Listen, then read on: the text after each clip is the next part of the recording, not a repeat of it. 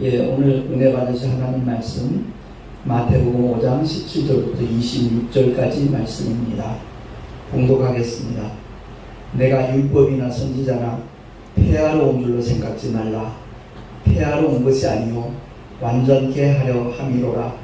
진실로 너희에게 이르노니 천지가 없어지기 전에는 율법의 일정 이르기라도 반드시 없어지지 아니하고 다 이루리라. 그러므로 누구든지 이 계명 중에 지극히 작은 것 하나라도 버리고 또 그같이 사람을 가르치는 자는 천국에서 지극히 작다 일컬음을 받을 것이요 누구든지 이를 행하며 가르치는 자는 천국에서 크다 일컬음을 받으리라. 내가 너에게 이르노니 너희 의가 서기관과 바리새인보다 더 낫지 못하면 결단코 천국에 들어가지 못하리라. 옛사람에게 말한 바 살인치 말라. 누구든지 살인하면 심판을 받게 되리라 하였다는 것을 너희가 들었으나 나는 너희에게 이르노니 형제에게 노하는 자마다 심판을 받게 되고 형제를 대하여 라가라 하는 자는 공회에 잡히게 되고 미련한 놈이라 하는 자는 지옥불에 들어가게 되리라. 그러므로 예물을 제단에 드리다가 거기서 내 형제에게 원망 들을 만한 일이 있는 줄 생각나거든 예물을 제단 앞에 두고 먼저 가서 형제와 화목하고 그 후에 와서 예물을 드리라. 너를 송사하는 자와 함께 길에 있을 때에 급히 사화하라. 그 송사하는 자가 너를 재판관에게 내어주고 재판관이 관이에게 내어주어 옥에 가둘까 염려하라. 진실로 내게 이르노니 내가 홀이라도 남김이 없이 다 갚기 전에는 결단코 거기서 나오지 못하리라. 아멘. 기도합니다.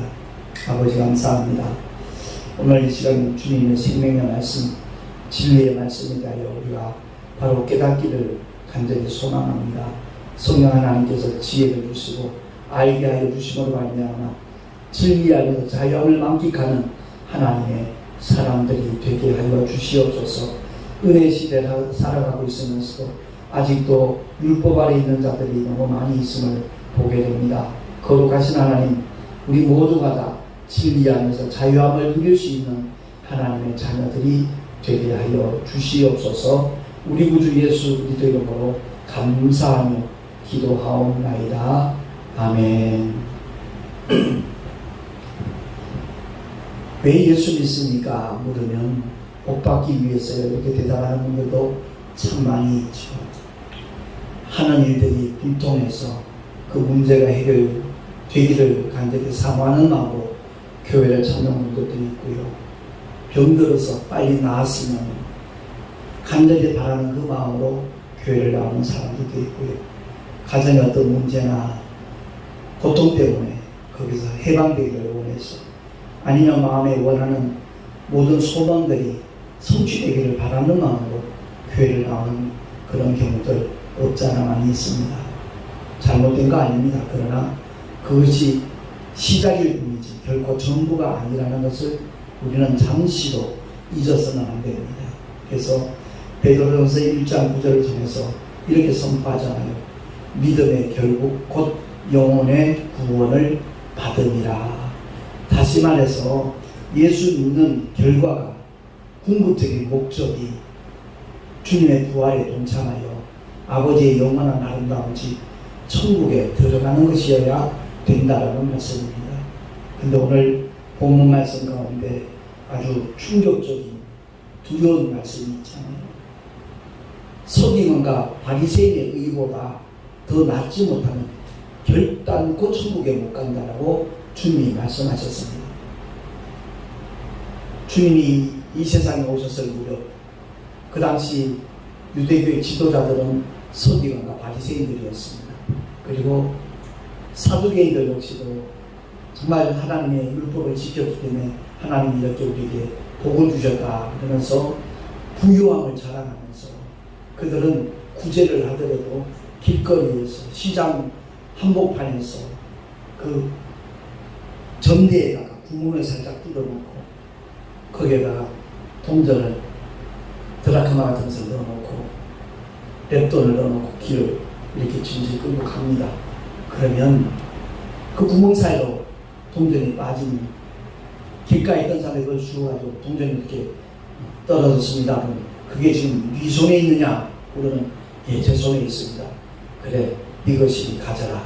그러면서 구제를 정말 생활 속에서 즐기며 사는 사람들이 사두개인들이었습니다. 그들은 자기들의 삶의 영광이 곧 천국이라고 주장하는 사람들이 되었습니다. 어쨌든 주님이 읽어주시는 이 말씀은 당시 서기관들은 율법의 크고 작은 계명을 정말 그대로 다 꿰고 있던 사람들입니다. 율법에 능통한 사람들이죠. 그리고 바리새인들은 누구보다도 그 율법을 철미하게 지키는 사람들이었습니다. 그러나 그들의 의는 종교적인 의지, 천국에 들어갈 수 있는 의가 아니었다는 것을 성경은 선포하고 있는 겁니다. 오늘날도 교회를 다니면서 율법과 복음의 관계를 제대로 이해하지 못해가지고 복음식을 살아가고 있으면서도 율법의 저주, 그게 두려워서 정말 어쩔 수 없이 주일날 교회를 다니고 예배를 드리는 그런 사람들도 없잖아. 많이 있거든요. 율법의 용무와 그 목적을 몰랐기 때문에 바리새인들과 서기관들은 그렇게 율법에 능통했어도 천국 들어가지 못한다는 것을 성경은 선언하고 있는 겁니다. 그래서 사도 바울 역시도 로마서 3장 20절 중에서 이렇게 선포하고 있거든요.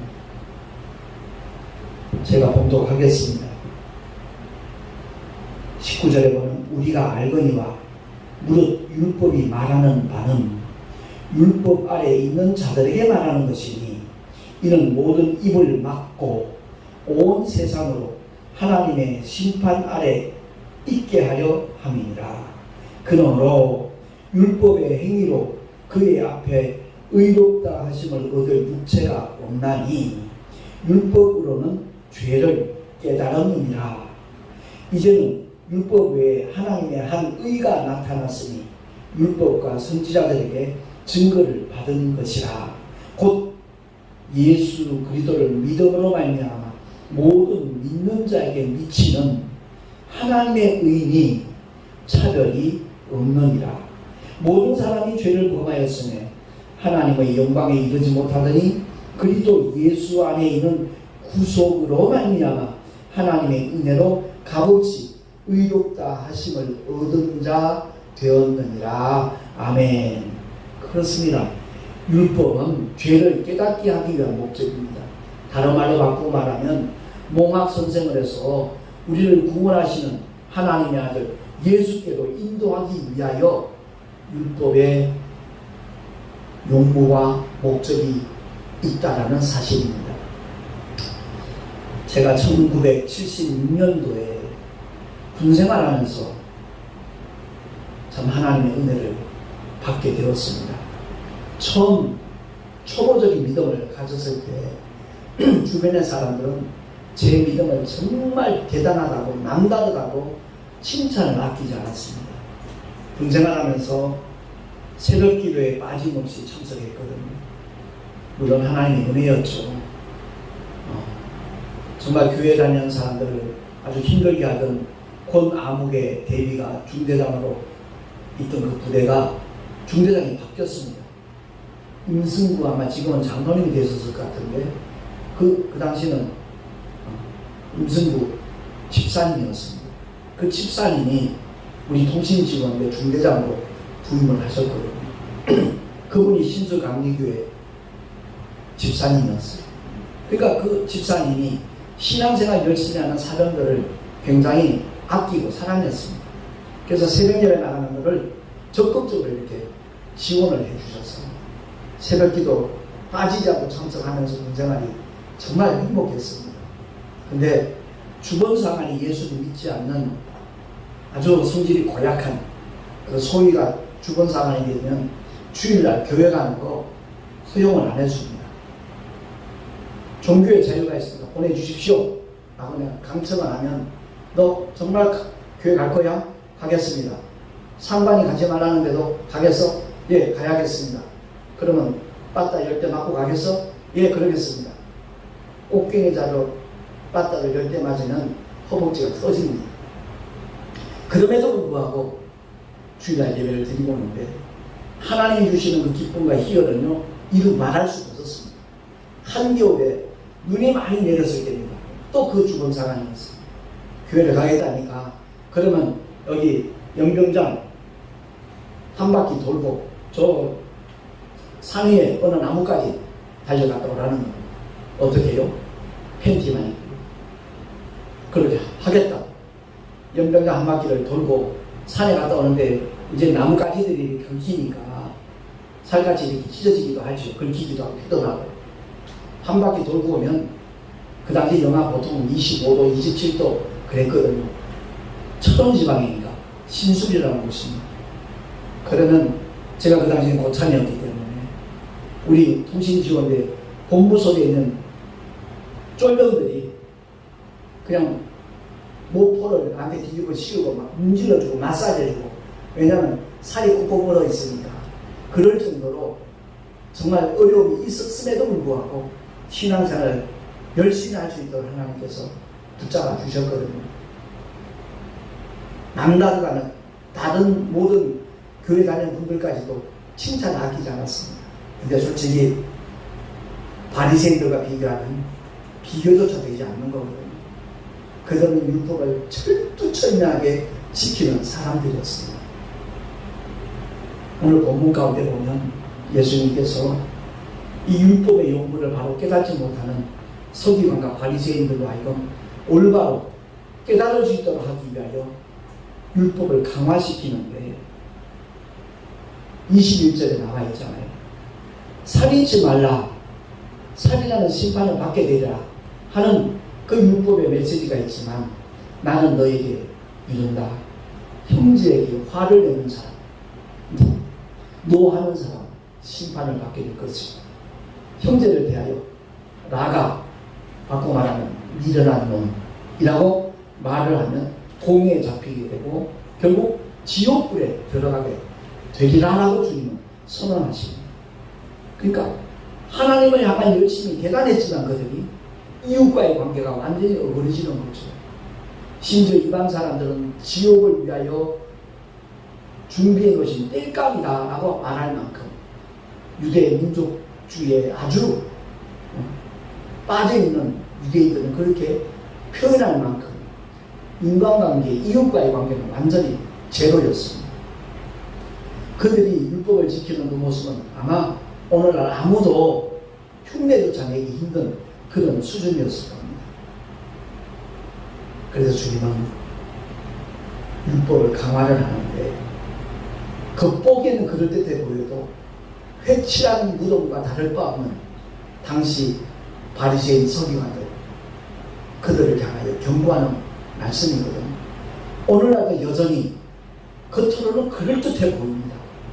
거룩해 보이고 경건해 보이고 고상해 보이고 우아해 보이고, 그러나 하나님의 말씀과 전혀 무관한 자리에 있는 그런 종교생활하는 교회 다니는 사람들도 의외로 많이 있거든요. 우리는 오늘 말씀을 통해서 율법을 피하기 위해서 오신 것이 아니라 그렇습니다. 오히려 완전히 하기 위하여 주님은 오셨다라고 말씀하신 겁니다. 그 말씀의 의미는 율법의 모든 요구를 하나도 빠뜨리지 아니하고 주님이 다 그 요구를 이루시겠다는 겁니다. 다시 말해서 613가지 크고 작은 계명들이 있는데 그 중에 가장 작은 계명 하나만 범한다 할지라도 그 결과는 지옥 훈벌이거든요. 그래서 주님이 아담의 원죄를 위시하 인류의 모든 죄를 다 짊어지시고 십자가 위에서 피 흘려 죽어 주심으로 말미암아 죄값은 사망이라고 했거든요. 그래서 대속의 죽음을 맞이하심으로써 누구든지 예수를 믿기만 하면 율법의 요구를 성취했으니까 지옥에 던지지 아니하고 주님과 함께 정말 영원한 아버지의 집에 들어갈 수 있는 엄청난 복과 은혜를 우리 주님께서 십자가로 이루신 줄로 믿습니다.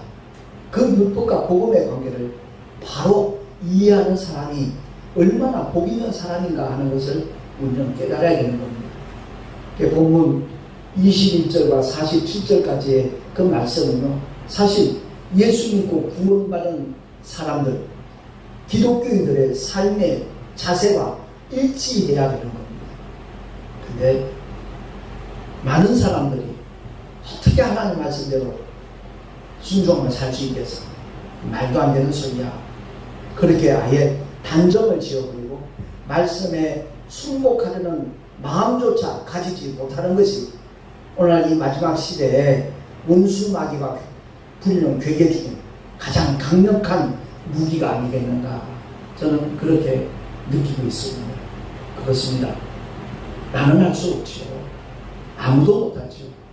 그러니까 주님은 십자가 위에서 이 위에 모든 죄를 처리하시고 난 다음에 예수 믿고 구원받은 거룩한 영혼 속에 성령 하나님, 진리의 영이신 보혜사 성령 하나님을 우리에게 보내주시겠다라고 약속을 하셨고, 이미 2000년 전 오순절 마가다락방에 임하신 성령 하나님은 지금도 동일하게 예수 믿고 구원받기만 하네, 그리고 성령이 임하시기를 구하기만 하는 그 즉시 그 영혼 속에 임하시는 분이 보혜사 성령 하나님이신 줄로 믿습니다. 그래서 신앙생활에 그 한마디로 그 결론적으로 말씀하시는 것이 마지막 절 47절이거든요. 우리 한 목소리로 한번 합독을 하겠습니다. 마태복음 5장 48절 시작. 그러므로 하늘에 계신 너희 아버지의 온전하심과 같이 너희도 온전하라.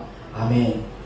우리의 심령이 주님을 정말 닮아야 되겠다, 주님만을 바라보고 주님을 의지해야 되겠다라는 결단을 하면 도우시는 분이 우리 주님이십니다.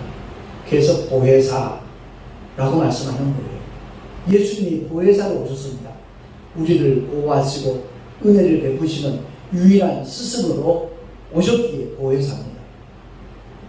성령 하나님을 가리켜 다른 보혜사라고 말씀하고 있죠. 헬라어는 알파와 알파로 되어 있습니다. 알라라는 단어가 여기서 본질은 같고 형태만 다르다는 겁니다. 예수님은 육신을 입고 오신 보혜사지만 성령 하나님은 눈에 보이지 않니 영으로 오신 다른 보혜사라고 성경은 말씀을 하고 있는 겁니다. 그래서 우리 신앙생활 속에서 온전케 될 수 있는 유일한 비결이 있다면 성령의 충만함을 받는 것밖에 없습니다. 이 성령의 충만함을 한국교회는 또 많이 오해하는 그런 부분적인 현상들이 있지요. 은사 받으면 성령 충만으로 단정을 짓습니다.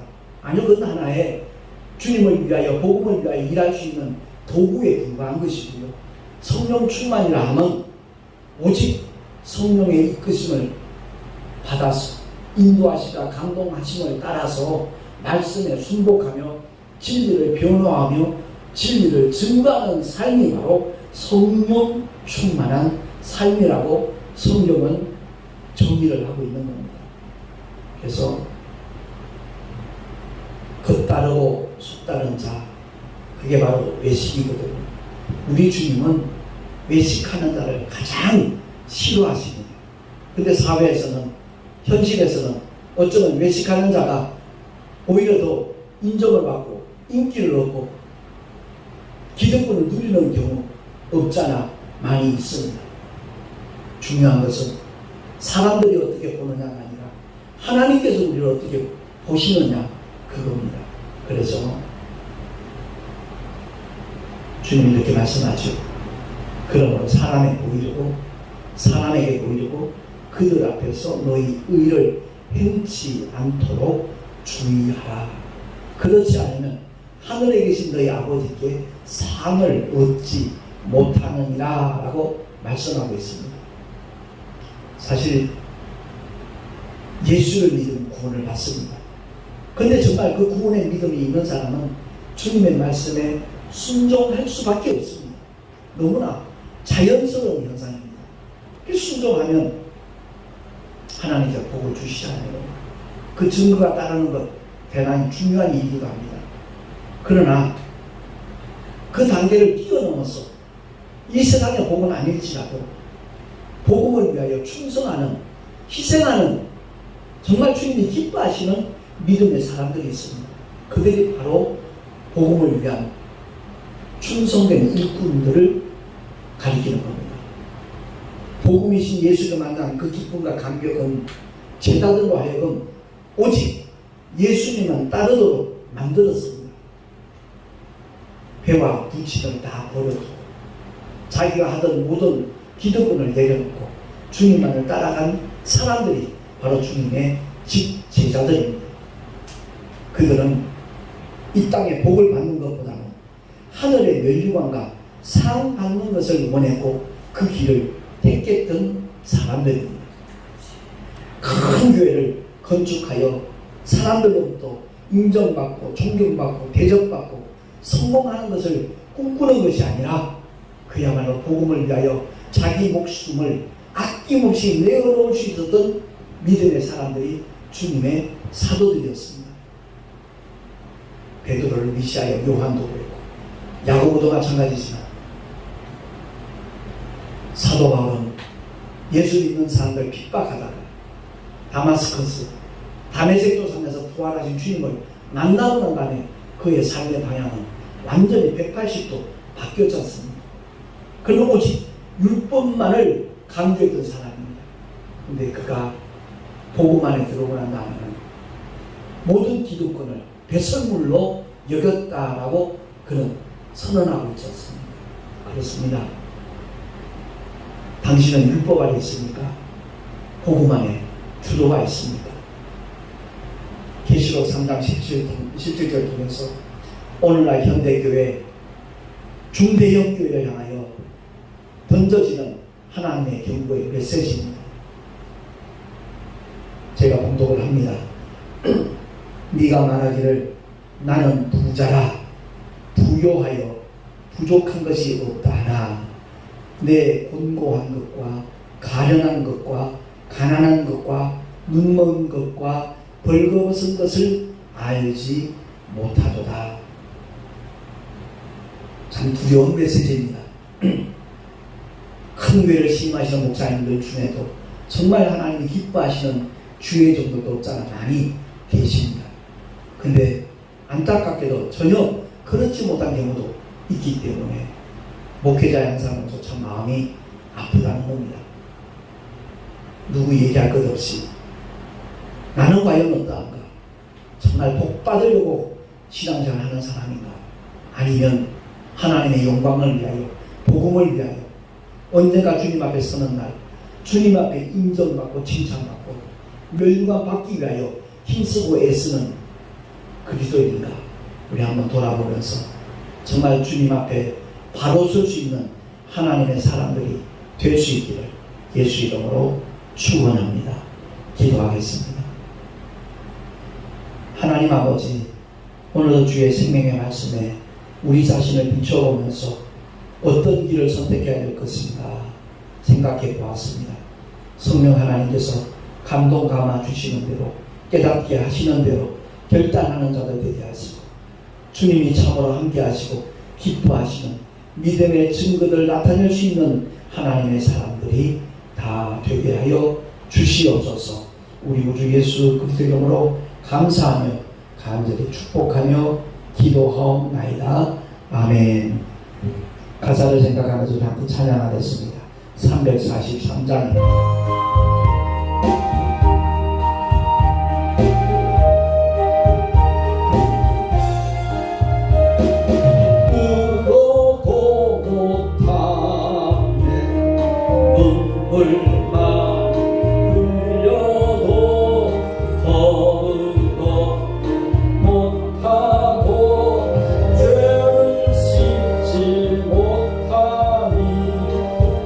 울어도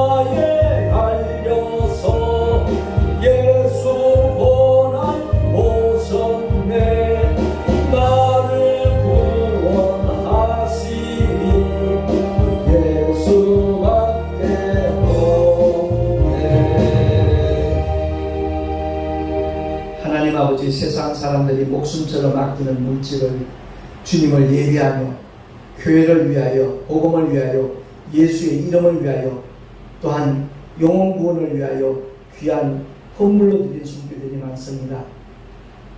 주님께서 그들의 삶의 현장 속에 함께하여 주시고 하늘의 상급으로 쌓여지게 하시고 그들이 소망하는 모든 일들이 주님 안에서 형통하는 곳까지 주님 허락하여 주시옵소서.